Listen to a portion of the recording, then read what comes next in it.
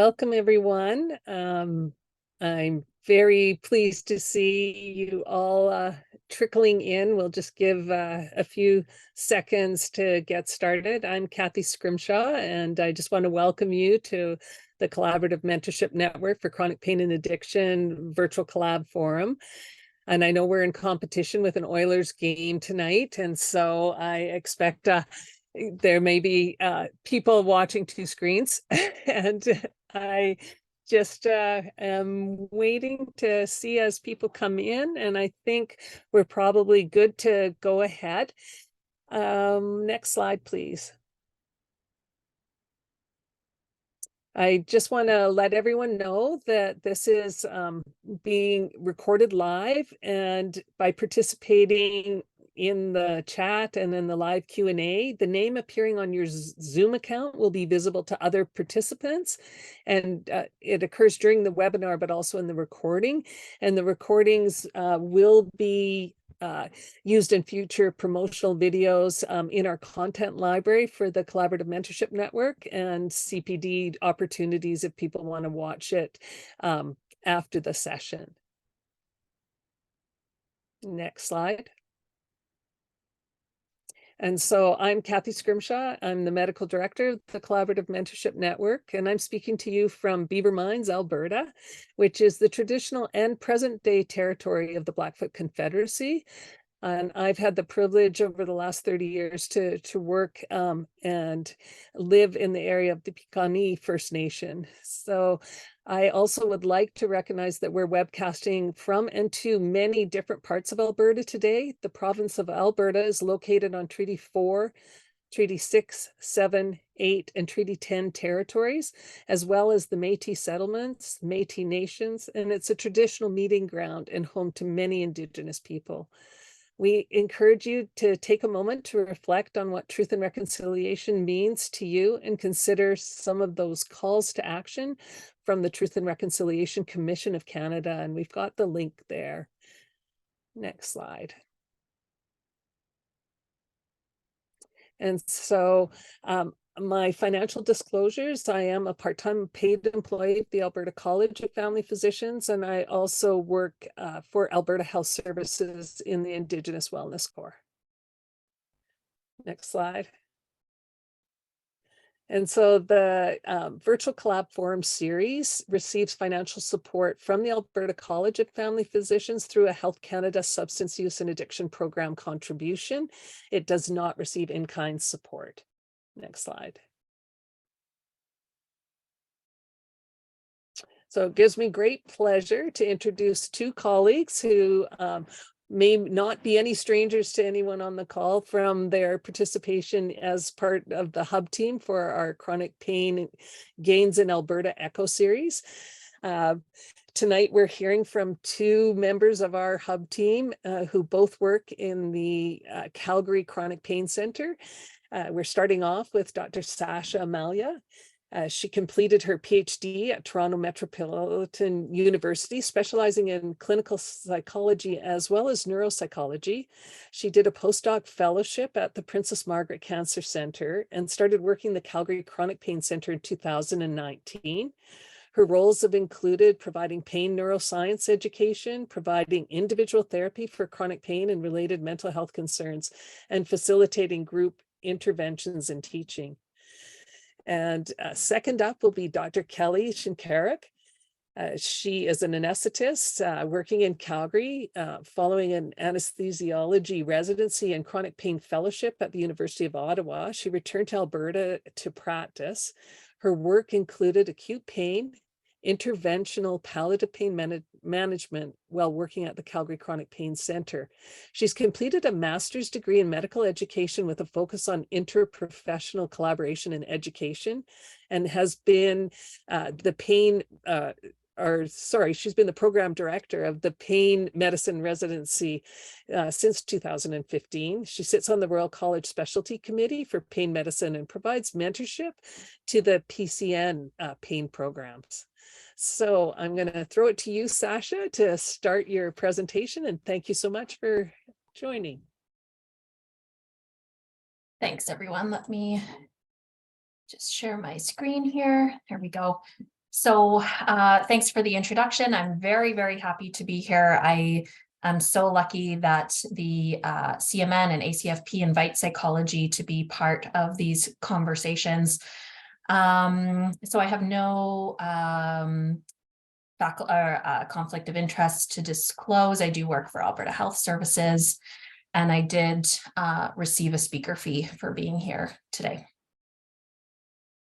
So in my presentation today, I'm going to very briefly be speaking with you about psychosocial factors for chronic pain and how family physicians can incorporate these factors into practice.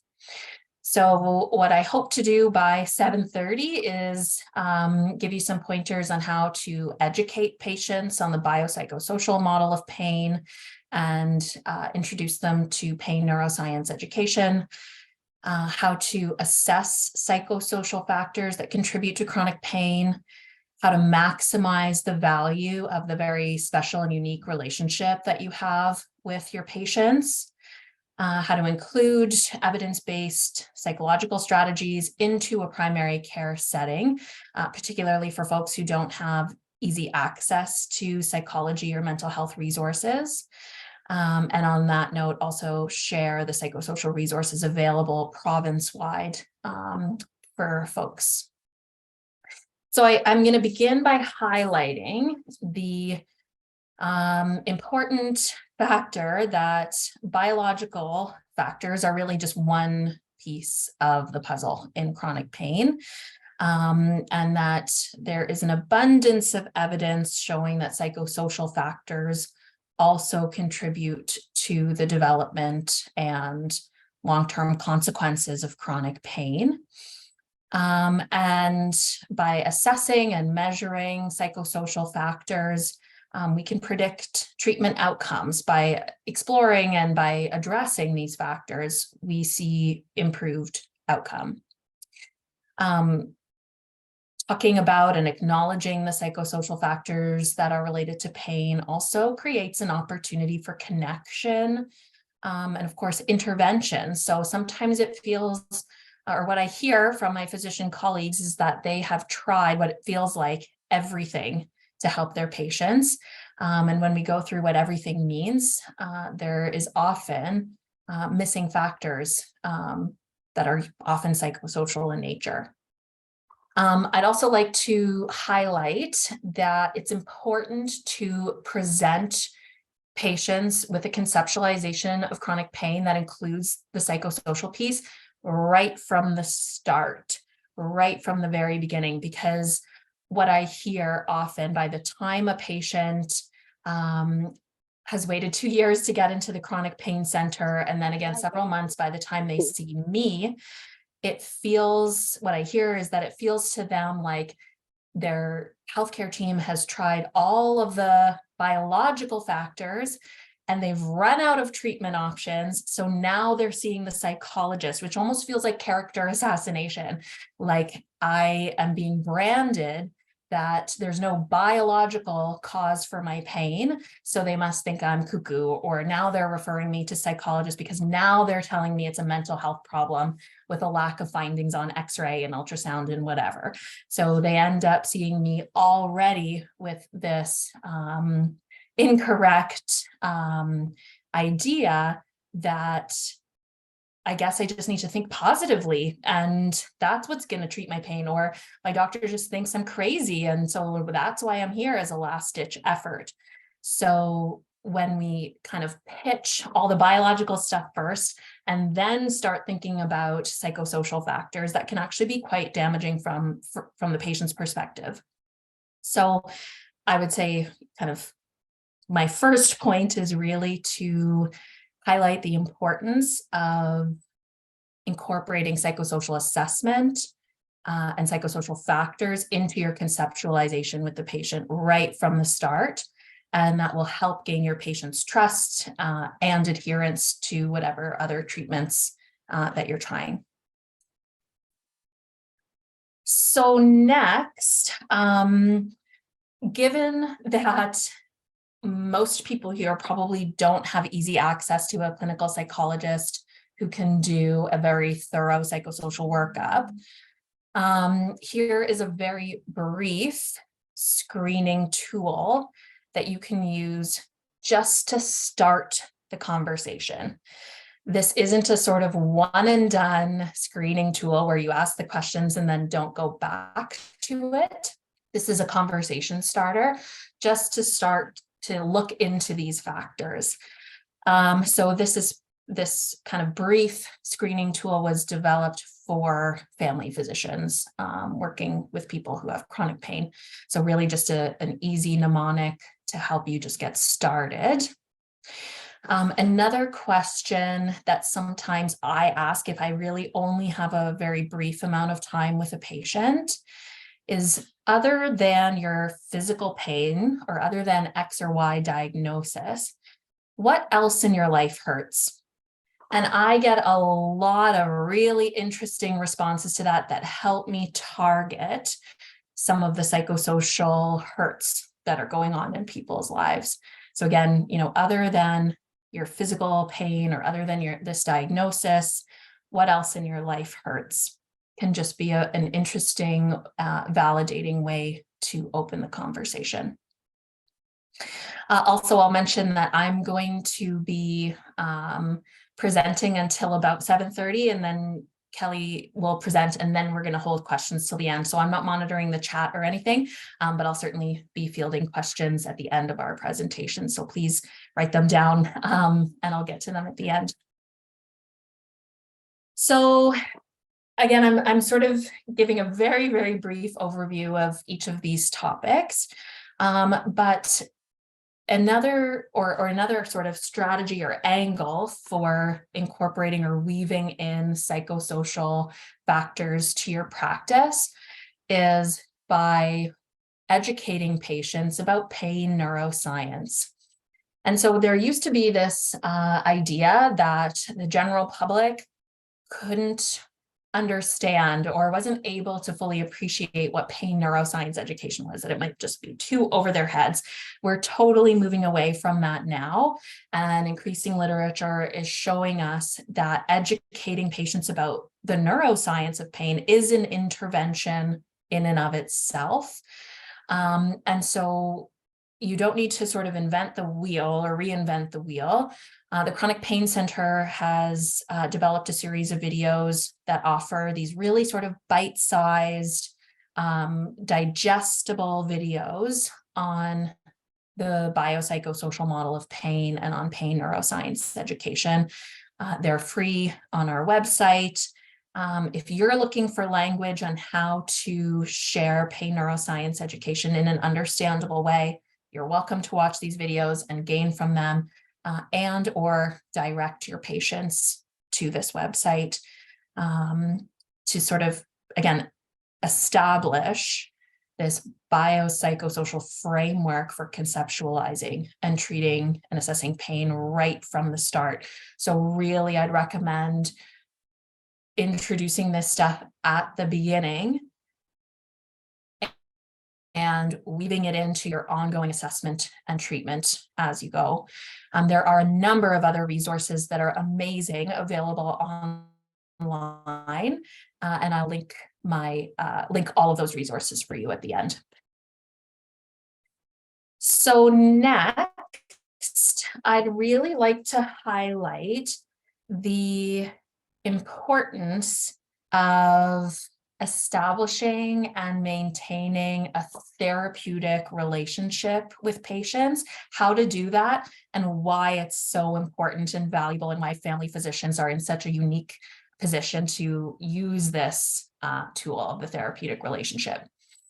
So actually, before I talk, I'll leave the slide up, but I just want to kind of focus your attention here on the title before I go into the content here. But this idea of relationship-centered care. So this is a term that I actually first heard at the Pain Society of Alberta conference recently, where we are now kind of looking onto the horizon. We're talking about innovations in pain management, a shift from patient-centered care to relationship-centered care. And I loved this when I first heard it, that patient-centered care actually sort of minimizes the importance of the relationship between the patient and their provider, as well as the patient with the other people in their lives. You know, when we talk about psychosocial factors, that social support network, the other people in that person's life, are so important to what's going to happen in their prognosis. And so when we think about providing the best treatment, thinking about our relationship with the patient is so valuable. So as I was looking into this, I came across this really interesting, huge research report in the US called The Future of Family Medicine. And at one teeny tiny piece of this giant report showed that when patients are just looking for any family physician, they're looking for basic factors like how close is it to home? What are the wait times like? How many years of practice has the person been in? But once they actually meet the physician and the factors that they're looking at in terms of maintaining that relationship are all about the relationship. So that is the most important thing, even over and above location, years of practice, and so on. So a physician who listens to them, a physician who takes the time to explain things to them, who effectively coordinates their care. These actually become the most important factors for maintaining a connection with a family doc. And so this, I think, to me, really highlights that importance of the relationship. And so some practical ways to embody relationship-centered care in the context of chronic pain really starts with believing your patient. I couldn't tell you how many times, just by actively listening, by validating, by saying, I believe that your pain is real, I have seen the weight of the world leave the patient in front of me. Just that sense of relief that there is someone who believes them. So this quote, I think, really summarizes this. So psychological pain management ranges widely from simply open-minded listening to the patient to advanced therapeutic courses of treatment as manifested in the multidisciplinary pain centers. Even with the short consultations that are the framework for most general practitioners' work, there are many opportunities for initiative as long as the doctor starts from the fact that the pain exists exactly as the patient says. Just so valuable. It may seem like, to some people, I hope it seems like a very obvious place to start. I hope that this is obvious. But really emphasizing from the patient's perspective, the relationship starts on a foundation that you believe them, that they don't need to exaggerate, that they don't need to kind of feel dismissed or feel like their pain is minimized or made to feel like they're stupid. I hear that so much in my practice, that they are just so fed up of people telling them that it's not real, or that there's no good reason for it, or that they're making it up, or that they're exaggerating. If you recommend the most state-of-the-art, the most cutting-edge, evidence-based interventions, your patient is not going to buy in if they feel like you don't believe them. That is, again, what I hear all the time. And so you really don't need access to a clinical psychologist to embody this, right? You don't need how do they put it? The advanced therapeutic courses of treatment. You don't need access to that to believe your patient, to engage in open-minded listening, to validate their experience, to express that you believe them, that their pain is real. All of that can be done every single day, and not just with chronic pain patients, right? With anyone in your practice. And so again, important that this starts right from the beginning. So I attended an interesting talk that theorized that there is this critical period of about 3 to 12 weeks post injury or incident that might incite chronic pain.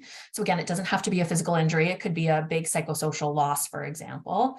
But there's this 3 to 12 week critical period between that inciting event and the brain deciding whether or not to create persistent pain. And during that time, it's essential for the family physician to intervene and provide safety messages, to provide education, pain neuroscience education, to communicate understanding, to be validating, really anything that prevents the brain from deciding, I'm going to wind up the nervous system. I'm fearful. I'm avoidant. I'm catastrophizing. This is the worst thing. You have that 3 to 12 week interval where you can help the brain decide which side of the fence it's going to go on. So we really want to do anything that keeps the nervous system from winding up. So decrease fear, decrease avoidance, decrease catastrophizing. And the family physician is in the best place to offer those kinds of interventions that aren't necessarily formal. There's no, specific intervention I'm recommending here, but just kind of using that, validating, listening, all of those good common factors. Another very, I almost want to say superpower, another superpower that family physicians have is the advantage of a longitudinal relationship with your patients. I, at the Pain Center, have a limit of about 10 sessions or 1 year to work with a patient, which has a number of barriers associated with it, but you have the time to develop a trusting, meaningful relationship. And especially with those patients who don't have a strong support network outside of your relationship. So take advantage of being able to offer consistent, regular appointments. I had a patient say, I know I'm not alone in this. I have my doctor to support me. And how meaningful that was for them to know they had a point person that they could go to for support through this whole journey. This also means that you don't need to try and accomplish everything at once. You don't need to make every referral. You don't need to give every prescription. You don't need to feel desperate to find the answer right away. That just developing I don't want to say just developing, but developing a therapeutic relationship is an intervention in and of itself. It's something that takes time, and developing that sense of trust and safety in the relationship is an intervention. So don't gloss over that part. Really recognize the value of that. There's, again, a lot of research showing that social support is a significant predictor of who is going to go on to develop persistent pain and who isn't. And that social support right after a trauma or an injury or an incident is key. So again, you don't need access to a clinical psychologist to develop this consistent, trusting, meaningful relationship. That the regular follow-ups, the social support is an intervention in and of itself. So you can take advantage of that. This is something I'm going to gloss over much too quickly, unfortunately, but the role of being trauma-informed.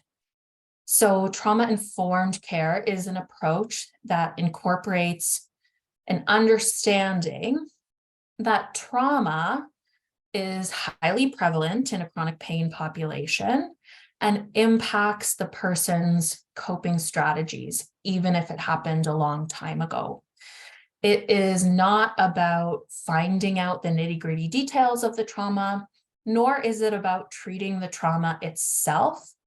It's about these 5 principles on your screen: being aware and acknowledging that trauma has an impact on the way people cope with stress. It's about developing a safe and trustworthy relationship.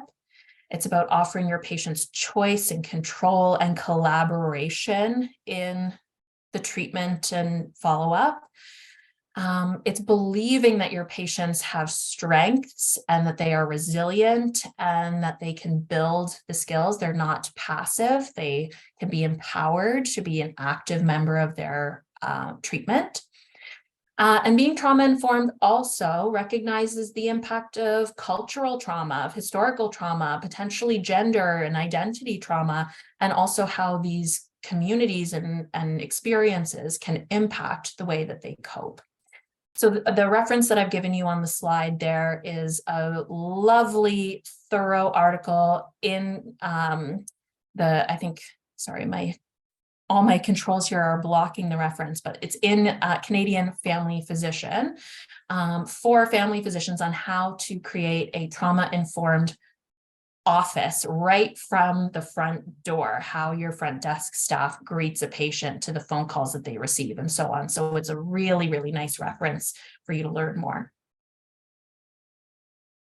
Okay, so that's all let me look at the time here. Okay, I've got 5 minutes. That's all sort of the kind of umbrella, the contextual stuff. I'm sure there are some people, I hope there are some people who are thinking, yes, I do all of that. I understand the value of the relationship. Now tell me how I can incorporate psychosocial treatment into my practice. So there's this really nice article that conducted a pilot study looking at incorporating psychological strategies into primary care. So 60 participants were randomized into either a 5-week psychosocial intervention or treatment as usual. And the intervention was either offered in person or virtually. This is a 2021 study where we were all trying to offer things virtually. And so there were just 5 sessions that all included evidence-based psychological strategies. So psychoeducation, or in other words, pain neuroscience education, diaphragmatic breathing or belly breathing, identifying negative thoughts, behavioral activation, mindfulness, and acceptance and values. And what they found was that compared with treatment as usual, this psychology group led to improvements in pain severity, pain catastrophization, and depression with medium to large effect sizes, which is pretty impressive for a 5-week intervention. I emailed the corresponding author of this article begging for the treatment manual to be shared with us, and I got an out-of-office reply saying that she wouldn't be back until tomorrow. So just by the skin of our teeth, we missed having access to the actual treatment manual, but I hope that the idea that you can offer psychological strategies in your practice without having access to a clinical psychologist or a clinical social worker and so on is possible. You can learn about pain neuroscience education. You can learn about diaphragmatic breathing. You can learn about pacing and mindfulness and include that in your practice. And so another topic that I am understanding that family physicians are interested in learning more about is DBT. And so luckily for me, Amanda Berg has already taken on this initiative, and there's an amazing resource available through the specialist link. Amanda Berg basically taught courses for primary care on how to incorporate DBT principles. And thanks to various funding sources, those videos are now available for free on specialist link, how to use DBT skills and strategies in a primary care setting. So I've given you the link there, and you can watch the videos for free. So in my last 2 minutes here, I want to reflect on what's on the horizon when it comes to psychological treatment in primary care for chronic pain. And when I was first given this question, my mind started racing about what's the latest and greatest, what's the newest innovation in psychological treatment for chronic pain. And I surveyed my colleagues at the Chronic Pain Center, my psychology colleagues, to get their input so I could give you a nice, well-rounded answer. And after a really nice discussion, we sort of landed on actually it's too early to be looking at what's on the horizon and marching forward to new and improved and cutting edge kind of interventions, because we haven't quite, in sort of the chronic pain field, really settled into including psychosocial factors at all. We haven't really let the psychosocial treatment or just even that perspective of treating the psychosocial factors in a medical setting, that hasn't even fully converged yet. So the sort of answer that we came up with for what's on the horizon is actually, let's just kind of settle in. Let's get comfortable with the basics. Let's get comfortable with trauma-informed care. Let's get comfortable with pain neuroscience education, with the biopsychosocial model, with the value of the therapeutic relationship and creating relationship-centered care versus patient-centered care. So from a psychosocial perspective, I'll end by saying, you know, Kelly's going to talk to us about the latest and greatest in the medical world for treatments and interventions and what's on the horizon there. And then I'm going to sort of create some tension by saying, from a psychosocial perspective, let's just sit and be in the relationship and the value of meeting the person where they're at without having to think, what do I do next? What do I do next? What do I do next? Let's actually stay still a little bit in the therapeutic relationship and trauma-informed care.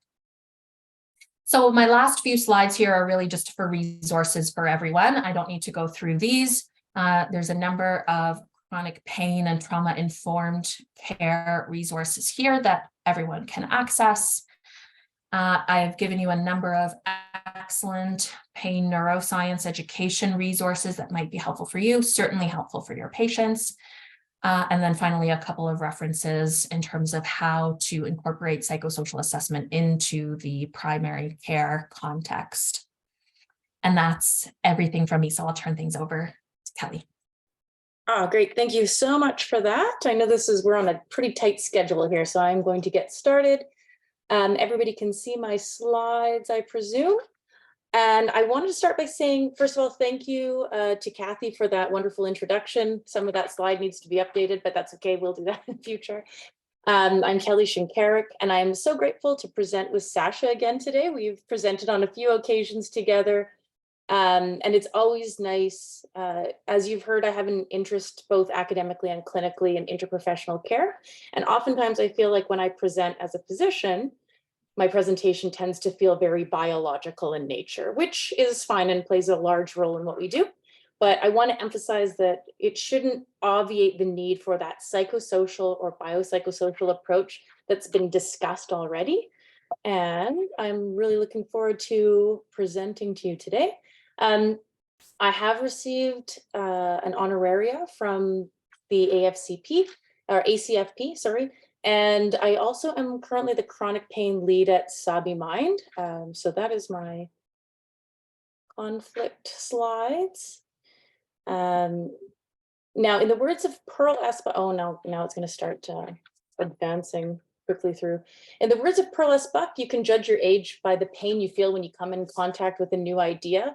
And I always really like that slide because whenever I present these talks, I always feel like there's so much to learn and I don't want to feel too old for these things. When I was approached to give a brief talk on current chronic pain management, the interest from the AFCP members was to review some of the downstream treatment options for chronic pain management. I know you're very well versed in first and second line treatments, so I thought that maybe talking a little bit about third and fourth line treatments would be interesting and perhaps quite relevant to your practice. So we're going to look at some of the evidence for chronic pain interventions.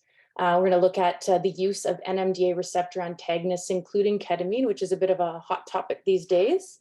I'm going to describe neuromodulation in a nutshell, and that's both spinal cord and dorsal root ganglion stimulation.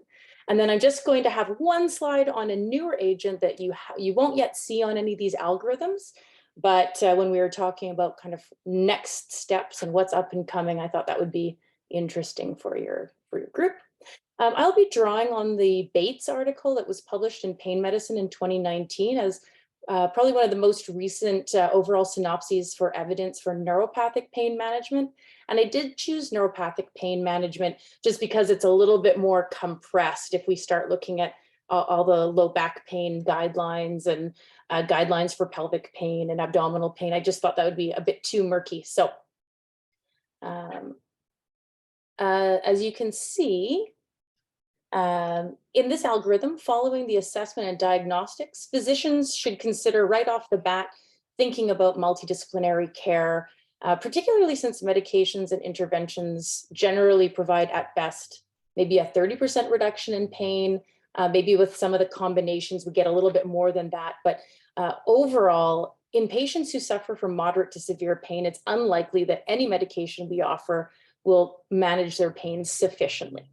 So following trials with the first and second line therapies, you can see that, let me see, advance this slide. The third line therapy includes specialist referral, but while the patient is waiting to be seen, you know that even for some of the specialists with shorter wait lists, there's still going to be some time to wait. Are there further treatment options that can be offered? So here in Alberta, we're very fortunate in some ways that referral for interventions often happens and can be quite accommodating prior to specialist referral. It does bring up a set of concerns for family physicians. And one of the things that I wanted to touch on is that as a family physician, you will play a much larger role in follow-up and assessment after these interventions. Furthermore, there can be additional medications that could be offered. Some of these may be in the scope of family physicians if they're comfortable discussing with a pain specialist. That can be done through Specialist Link or e-referral here in Alberta. I saw one of my colleagues was here on the session as well. So several of us do field these calls and would be very happy to guide family docs through initiation of medications that fall into the third line. Then fourth line is something that would be considered in a very small subgroup of patients I'm going to touch on today. Fifth line, we won't go into at all. This is something that I think many family physicians are quite comfortable with, though if there are specific questions around use of opioids, there are further information panels that can be given. And finally, sixth line, this is an American article. Sixth line is really not offered in Alberta at all at this time, so we won't be touching on it. Now, oops, sorry. I'm just trying to play with 3 different screens at the same time. One of the most frequent indications for intervention is actually diagnostics. So patients presenting with low back pain, for example, or radicular pain, they will always require complete history and physical, as well as appropriate initial imaging. However, sometimes it's difficult to determine, frequently it's difficult to determine the primary pain generator. And interventions can be used to aid differentiating among common pain generators. So some of these interventions can also predict response to other treatments, such as surgical intervention. One common example that you may have come across is in patients who have disc herniation and radicular pain. So occasionally these patients will be referred to spine surgeons, and even before the spine surgeon sees that patient, they may request a selective nerve root block. And when patients go and have this type of intervention, if they have a positive response, it's actually representative of a better candidate for decompressive surgery. And in some patients, it can actually be therapeutic. So some of them, in some cases, they may actually not require surgery if they respond well. And if they can also incorporate things like physiotherapy to target core strengthening and biomechanical work to decrease risk for further herniation.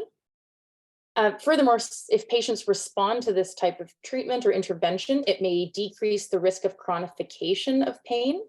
In an optimal situation, even a single treatment early in the patient's pain journey may actually lead to a sufficient decrease in inflammation and irritation at the nerve root or facet joint. They may not require any further treatment. I mean, this is, of course, in a very, again, small subset of patients that do quite well with a single intervention. As with all treatment strategies in pain medicine, interventions should never exist in a vacuum and should optimally serve as a component of treatment. They may form a cornerstone of treatment for some patients, but keep in mind always bringing in the biopsychosocial tools that you have and referral to rehabilitation. One pearl that I wanted to pass along is that many of the centers offering interventional pain treatments in Alberta don't follow up on patients specifically, and then it will fall to the ordering physician or family physician to ensure appropriate follow-up for response, complications, as well as consideration of whether further treatment should be offered. So just keep that in mind, is if you order the treatment, it's a bit different than, say you send a patient to a surgeon for an opinion. You expect that an opinion will come back, but when patients are having interventions in Alberta, quite often there will be no follow-up on the part of the providing physician. So I'm not going to go into a great detail with many interventions. I've given entire 2-hour talks just on scratching the surface of these things, but a couple of the treatments that you may have ordered and you may see more frequently. So epidural steroid injections is a procedure that historically was the most common procedure offered in the United States for pain treatments. And it's mostly because it's a very easy intervention. So for people who are trained as interventional pain physicians or anesthesiologists, this is extremely straightforward, can be done with a blind approach. It can literally take 5 minutes to do in an office setting. So it was just done, I want to say kind of done to death. It was done quite frequently and often for inappropriate reasons. It's actually being decreased in terms of funding in the United States. The insurance companies are no longer funding epidural steroid injections as they previously were. And so the rate of ESIs is dropping off quite substantially.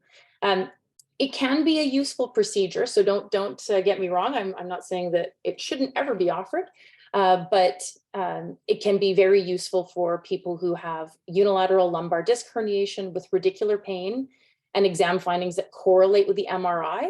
This can be both at lumbar and cervical levels. Generally, it would be younger patients, pain of less than 6 months duration, and patients who have no yellow flags or few kind of psychosocial contributing factors. There's questionable benefit in spinal stenosis and in those who have had previous back surgery, those patients who may fall into a failed back surgery syndrome type picture versus a simple radicular pain picture. So people who are not candidates would be those who have non-radicular back pain. So if there is no leg component, no neuropathic component, that they wouldn't be candidates. High-risk patients, because of the steroid intervention, would be diabetics, those who are immunosuppressed, and patients who are osteopenic or quite debilitated. There was a recent study, a recent review indicating that there's insufficient evidence to offer ESIs, even for lumbar radicular symptoms. So now that I've mentioned that the patients who are young and have lumbar radicular symptoms, they would be best. There's actually a more recent study saying that there's actually insufficient evidence. Now, we always have to take these types of studies with a grain of salt because we know that clinical research is poor. Numbers are usually quite small in these types of studies, and follow-up is generally time limited. This is a relatively straightforward and fairly low-risk procedure in well-selected patients, and they can be quite useful. So if you do have a patient that you think would benefit, this is quite an accessible intervention here in Alberta.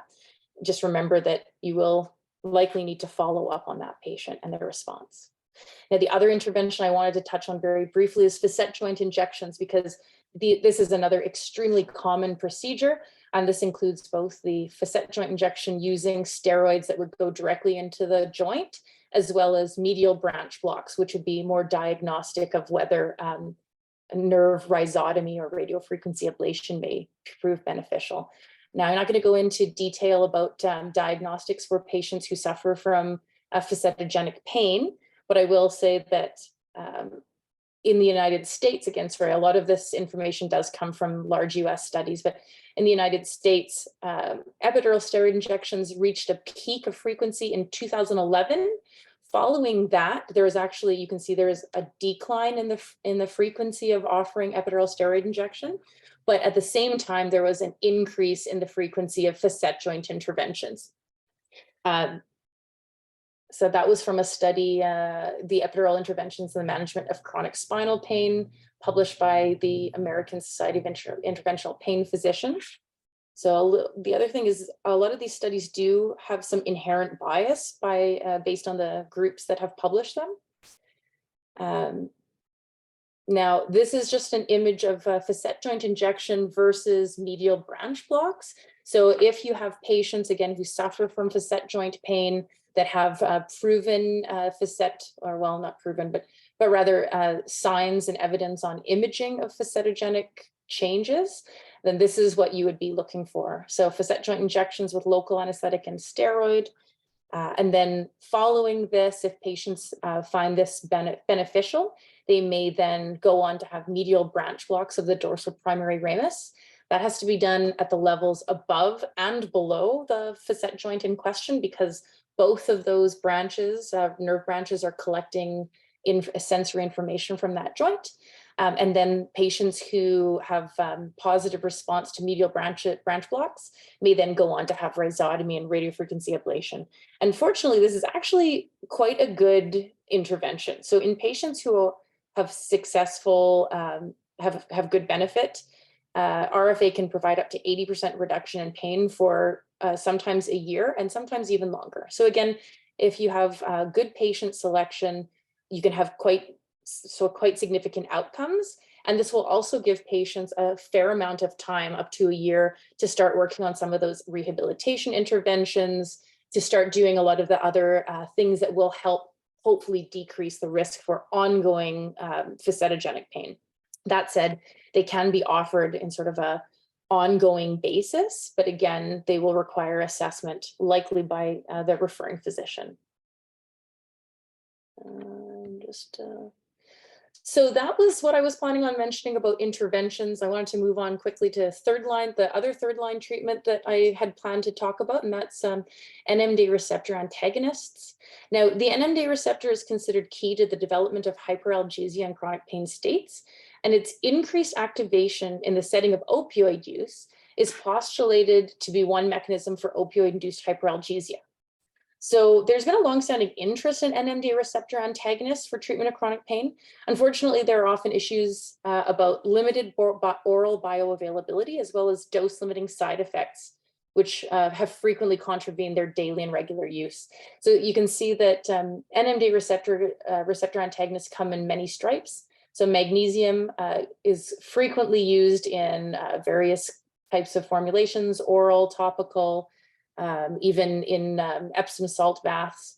But to get the true NMDA receptor antagonism, intravenous magnesium is required. And unfortunately, intravenous magnesium does need to be given in a acute care setting or in a setting that is monitored. So it's not something that can just be done in a clinic setting easily. Memantine and amantadine have been of interest for many years, but unfortunately haven't really given the type of response that was hoped for. Dextromethorphan, I think, is really interesting because it's quite easy to give. It's just in most over-the-counter cough suppressants. And actually 30 to 90 milligrams of dextromethorphan per day can actually decrease other analgesic use. So it may prove useful in some select patients, generally those with mild pain. I don't use it very frequently, but I have used it in my practice oftentimes in people who are demonstrating signs of opioid-induced hyperalgesia and in those that I'm trying to wean off of high-dose opioids.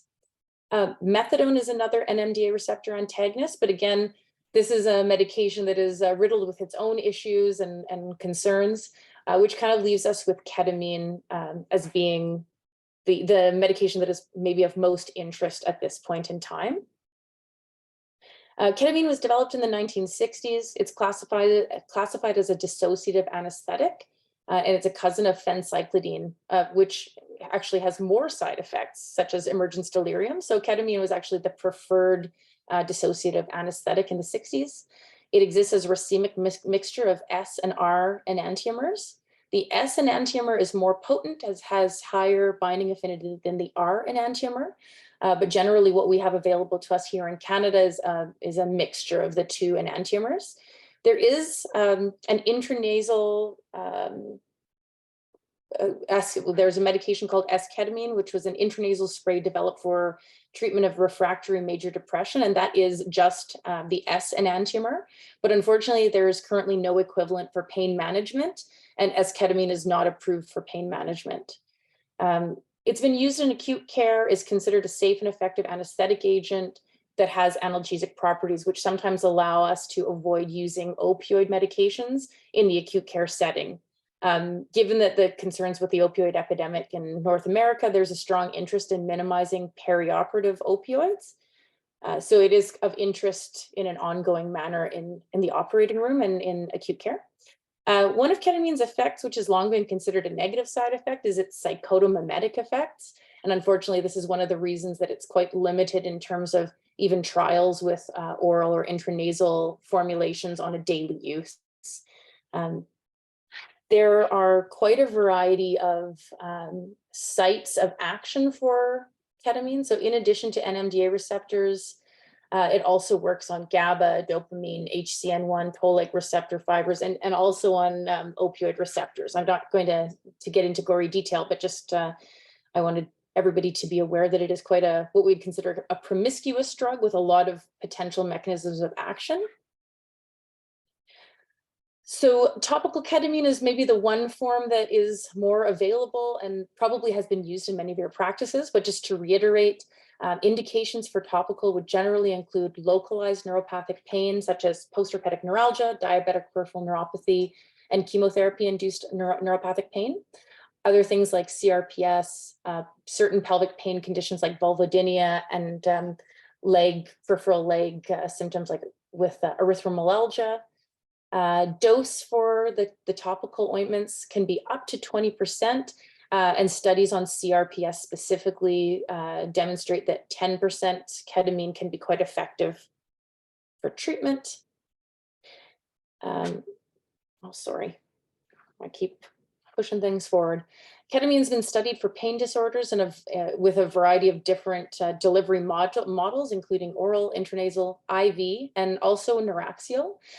There's a large degree of first-pass metabolism. So bioavailability through the oral route is only 16 to 25%, and it's about 30% through the intranasal route, whereas bioavailability is 100% for intravenous formulations, which means that intravenous is by and large the gold standard. Unfortunately, our access to intravenous ketamine or intramuscular ketamine is extremely limited. It's not covered by Alberta healthcare at this point, so it is in a private setting and can be quite pricey. That said, it is becoming more available in Alberta and across Canada, and it may prove useful for specific patients that you may think would be appropriate. Indications for intravenous ketamine include intractable pain conditions, and these are ones that have been studied and have had positive outcomes. So that would be CRPS, phantom limb pain, spinal cord injury related pain, cluster headaches, as well as certain types of migraine headaches, central sensitization, and opioid-induced hyperalgesia. So historically, IV ketamine is often used in the acute care setting in patients who have high opioid requirements. When ketamine is added intravenously, they have a tendency to have decreased opioid requirements compared to without. Contraindications, unfortunately, because of the way that intravenous ketamine works on the sympathetic nervous system, contraindications include significant uncontrolled cardiovascular disease, such as hypertension, also hepatic and renal disease, space-occupying lesions in the brain, hyperthyroidism, and other diagnoses that lead to uncontrolled hypertension. History of psychosis is also a contraindication. So I'm not going to go into any more detail with IV ketamine, but if you have any questions, please feel free to contact me directly. Now moving along, and I know that I only have a few minutes left, so that's why everything is going very quickly, but I wanted to bring up neuromodulation, because this is a question that often comes up when I speak to groups of family physicians and other groups. There's just an interest in what neuromodulation is. So dating back to the 1970s, there's been an interest in dorsal column stimulation, which was thought to be a promising field for pain management after Melzack and Wall proposed the gate control theory of pain. So essentially, dorsal column stimulation involves the implantation of either an electrode lead, so a single lead with usually 4 electrodes, or a paddle with an array of electrodes. So in this picture, this is actually a paddle type lead with an array of 3, you can see there's kind of 3 columns of a number of electrodes. What happens is, for upper extremity pain, this would be implanted in the cervical spine region. For lower extremity pain, it's around the lower thoracic area, close to where the lumbar spinal nerves emerge. When the stimulator is implanted and then activated, the electrode sends signals which will then penetrate into the spinal cord and into the dorsal columns. And this stimulation correlates with the position where it's located, as well as when each of these electrodes can actually be turned on in a variety of ways to get coverage of different areas of the extremity that's involved. And the stimulation is then perceived by the patient as either a non-painful paresthesia, pulsations, waveforms, but the idea is that it then replaces the painful sensation from that distribution. So it can't be used for like general pain or widespread pain. It's not something that can be used for patients with fibromyalgia, for example, but it can be quite effective for people with more localized upper or lower extremity pain, and in some cases, truncal pain or even chest pain. So unfortunately, many patients have found that with the paresthesia, it can be quite annoying. So paresthesia in and of itself, while it may replace the painful sensations they have, can also be problematic. And that was with traditional spinal cord stimulation. Also, it causes changes with proprioception, which can be quite pronounced in elderly patients. So there was a growing interest in other ways to deliver this type of stimulation. And one way is high frequency stimulation, which is actually not perceptible as paresthesia. And it's fairly recently been approved in Canada. And in addition to high frequency spinal cord stimulation, there's growing evidence and interest in dorsal root ganglion stimulation. So that's actually placing the lead at the dorsal root ganglion. So this is something that's of growing interest. It's not currently being offered in Canada, or sorry, no, in Alberta, as far as I'm aware. But I know that there are some people doing the implants in Vancouver. So this is an expensive treatment. There is some coverage through Alberta healthcare plans, but it is extremely limited and quite limited in terms of access. Patients are referred usually through either directly to the neurosurgeon, and then they come through the chronic pain center, or to the chronic pain center with a note specific to the neuromodulation program. Indications would be complex regional pain syndrome type 1 and type 2, intractable radicular pain following spinal surgery, so failed back surgery syndrome or persistent postoperative pain syndromes. There is evidence, and there's been previous studies looking at refractory angina pain, and there's some evidence for peripheral nerve pain syndromes.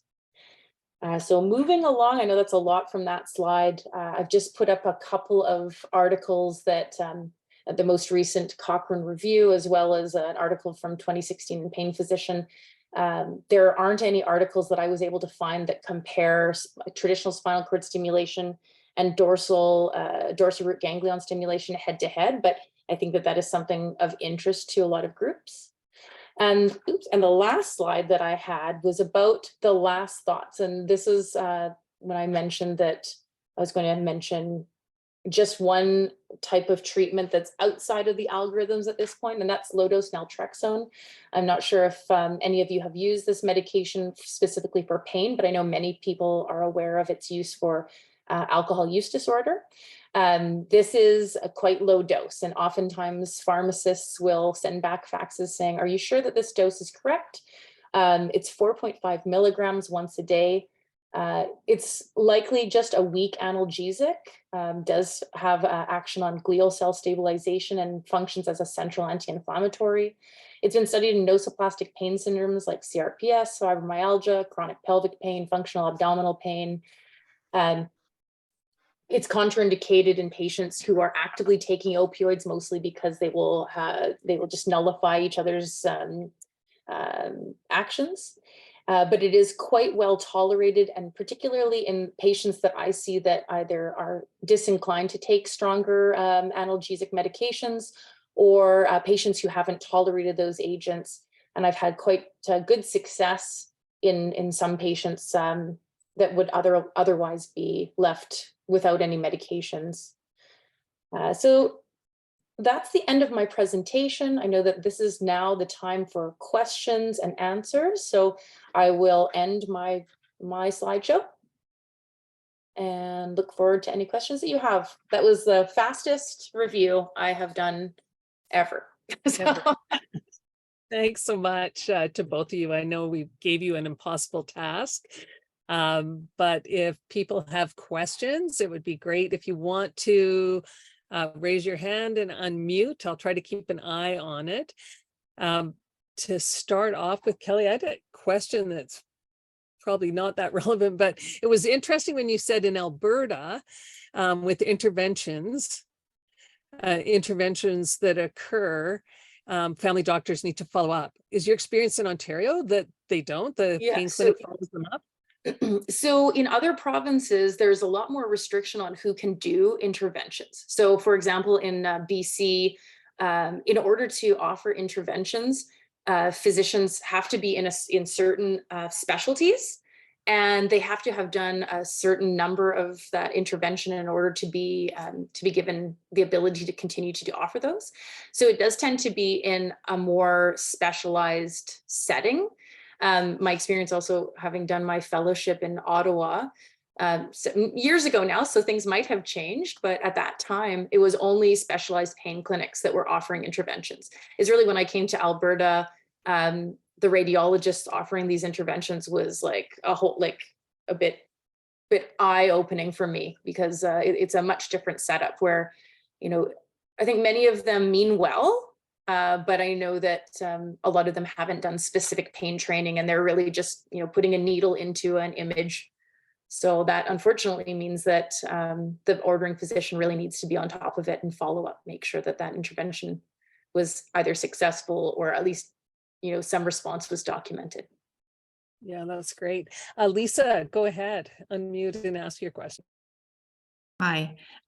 So I've been asked by two patients. One was a 16-year-old girl, and today was a 70-year-old woman for naltrexone for basically widespread pain. They were both quite desperate, wanting it. Is there any downsides with giving it to them, and what should I monitor for any particular side effects? How long should I give it a try for? Just some guidance around that. Yeah, so that's great. I mean, first of all, naltrexone, and if you talk to the different pharmacists at the chronic pain center, if you speak to one, he is like all in, loves naltrexone. If you talk to another one, she's like, it's useless. It's like, it's placebo. So, my caveat is, there isn't a lot of really strong evidence. But for patients that haven't tolerated the other agents, like I said, like you've tried them on pregabalin, you've tried them on an SNRI, they haven't tolerated those things. I think that there is really not much downside to trying it. The most common side effect I've heard of, there can be some GI intolerance, and there can also be, I've heard like nightmares or really quite strong dreams described. And that can be somewhat dose limiting, but honestly, it's been so well tolerated that at the end of the day, I think you can give it a try. And once you get to 4.5 milligrams, so in patients that are quite sensitive to medications, you may wish to try 1.5 first and then just titrate up to 4.5. In patients that haven't really shown any signs of strong sensitivity to meds, you can just try 4.5 milligrams right off the bat, which means that there isn't really any titration phase.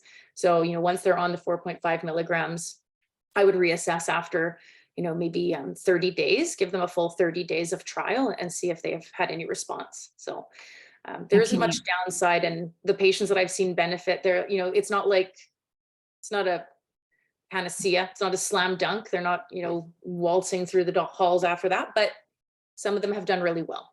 And can you add it to, if they're already on, say, gabapentin and Cymbalta, can you add to it? Yeah, I have. Yeah, just it's opioids that you would want to avoid just because of that potential for withdrawal. Thanks. Christine, go ahead. Hey, thanks. That was a great presentation from both of you. One thing that I've studied, and neither of you mentioned it, but it seems a little bit aligned with what you're talking about, is the work of like John Sarno, Howard Schubiner. They do this, like, I think it was originally called mind-body syndrome, and now it's called pain reprocessing therapy, or no, pain, yeah, pain reprocessing therapy. Yeah. And they were saying that they actually have quite a number of recent clinical trials that came out with really good results. So just wondered if you guys could comment on your thoughts on that. Kelly, do you want to start or? I have to say that I have heard like of this technique. Usually it's with, there was one psychologist that was working with one of the PCNs, and he had just sort of recently completed the training, and he was speaking quite highly of it. But, honestly, I'm not really usually offering the psychological interventions as much as, because I'm very fortunate to work in a clinic with psychologists. So, but I think that there are a lot of different approaches to psychological intervention. And Sasha can elaborate on this, but we've heard a lot about ACT, pain reprocessing. Yeah, I mean, CBT is just kind of the tip of the iceberg. So I don't know, Sasha, if you have more insight into that particular approach. Yeah, so I wish I had my notes with me. But I just, in the last maybe couple of months, attended a talk by Les Aria, who is on the board of directors, I think, for the Curable app, which is founded on PRT. And he talked, and also at what conference was I also just at? Actually, it was the Alberta Psychology Day, also had a talk on PRT. And this is one of the newer interventions. They kind of pitch it as a newer intervention. My understanding, without really knowing the data, but in the presentations I've attended, it's sort of a combination. It starts with pain neuroscience education. They really highlight the importance of, reducing danger messages and increasing safety messages. And then it's a combination of sort of CBT, mindfulness, and somatic treatment. So things like tapping. And so it, in my understanding, is a combination of sort of 3 evidence-based interventions that already exist for chronic pain, and putting it together and in a structured, protocolized kind of way. So I can't comment on the data, but it sounds promising from what I hear. And so that's sort of my understanding. Did you have any specific questions about like mechanisms of action or? No, actually, I'm certified in it. So I've studied it already. Yeah, I just wondered your opinion because it hadn't been mentioned yet, and it is getting a lot of buzz. Yes. Yeah, the most recent trial, they said that like 66% of people responded to PRT compared to like, I think it was 10% in the other arm. So like it was a really stark difference. So it seems to be getting a lot of attention and doing better. But yeah, you're right. My sense of it was that it was acknowledging that there was a traumatic event in the body and then kind of treating it from a trauma perspective, because that's kind of my approach, is that trauma side of it. And like he wasn't sold on those 3 facets, but almost anything that treats trauma would work for it, was my sense of how he was teaching it. But thank you. That's really helpful. I'm glad to know that it's getting some buzz in your circles too. Yeah. So Kelly, I know you've seen that question in the chat. Just I suspect lots of people are wondering what Sami Mind is, and I recognize that it may, you are the medical lead, and that, but you might want to just explain what it is. And Yeah, I like I said, I'm very conscious of bias and conflict, and that's why I was like, when Kathy asked me to talk a bit more about ketamine, I was like, I will present the basics. But Sami Mind we're a psychedelic assisted therapy clinic that currently focuses on ketamine. So we're using ketamine primarily for treatment refractory depression, PTSD, anxiety, as well as certain chronic pain conditions.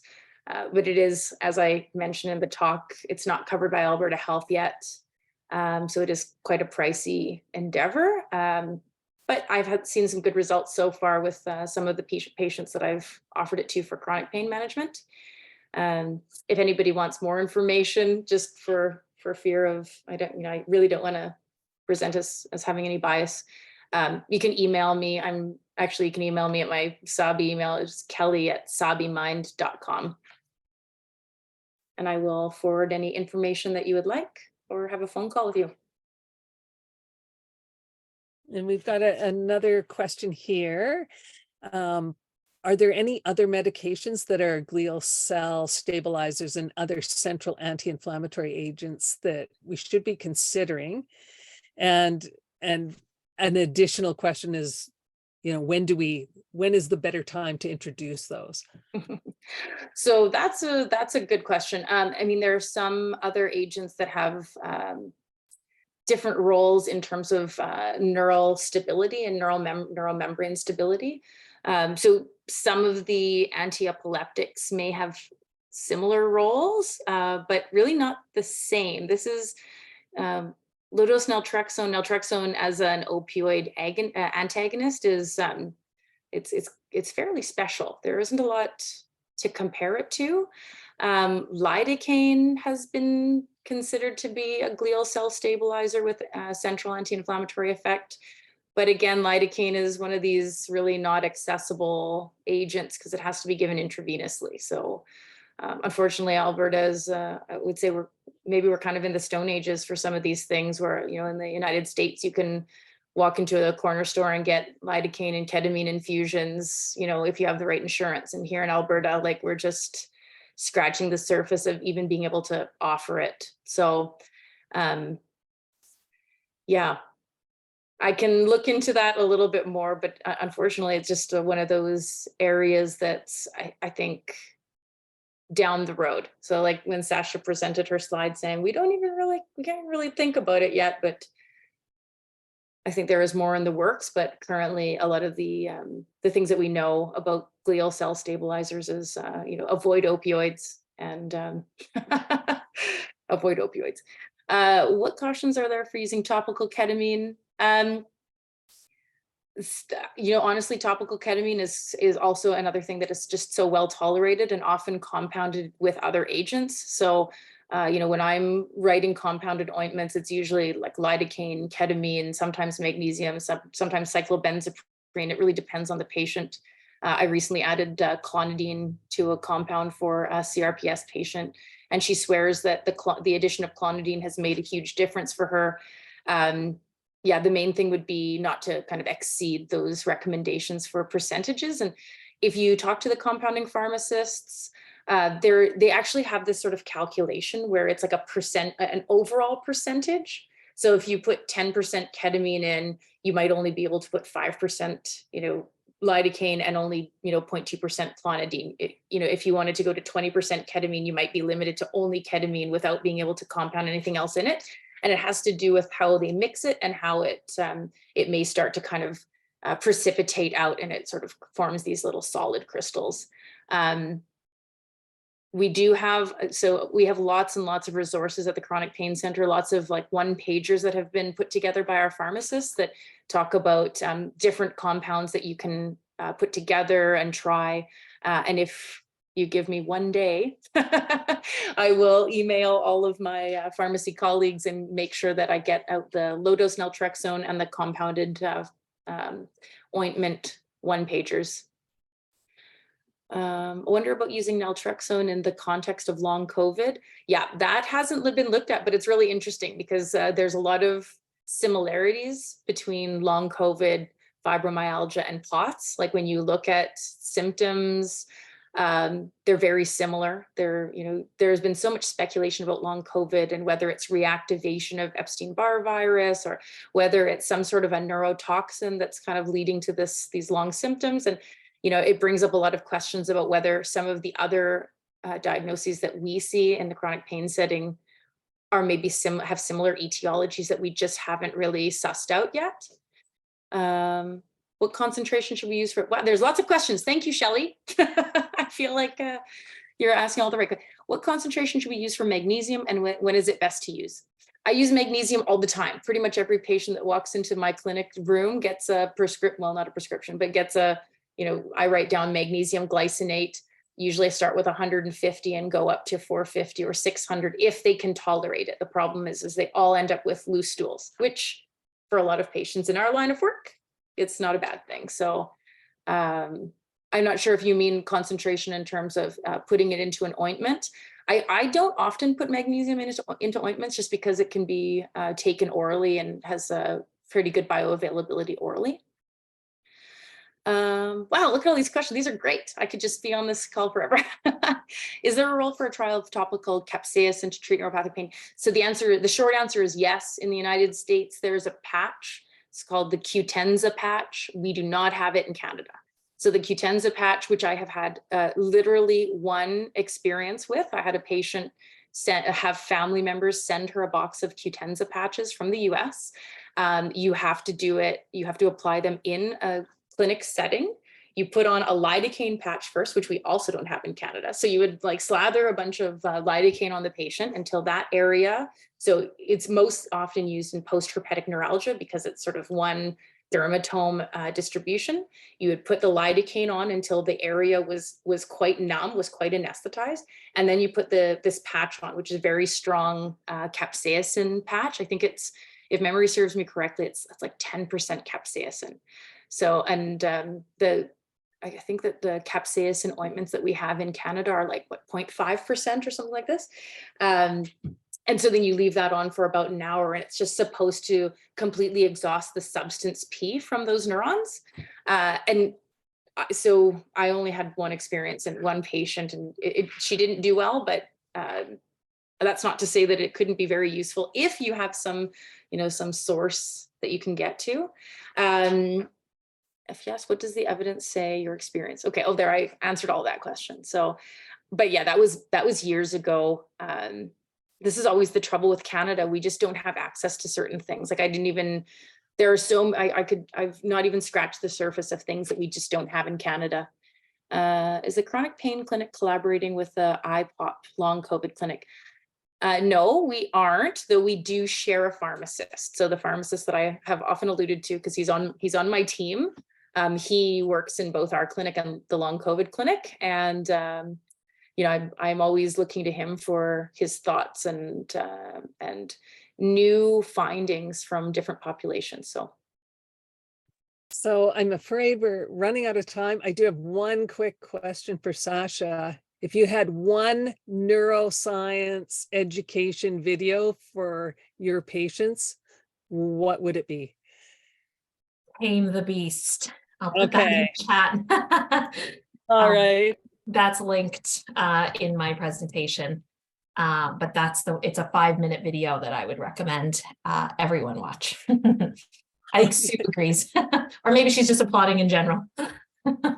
Great. Thank you so much. Thank you both for answering all those questions. Thanks everyone for attending.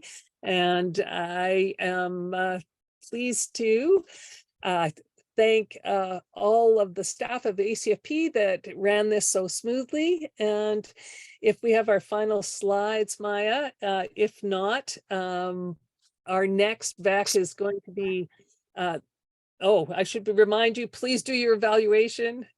And this is the step-by-step. And the next slide, please. We've got next month's webinar is actually on Alberta's political landscape, which will be of interest with the coming election. And also, if you miss CMN Next, our human-centered design program, you can scan this QR code for the recording of it. So please take a look at that. And thanks everyone and have a good evening.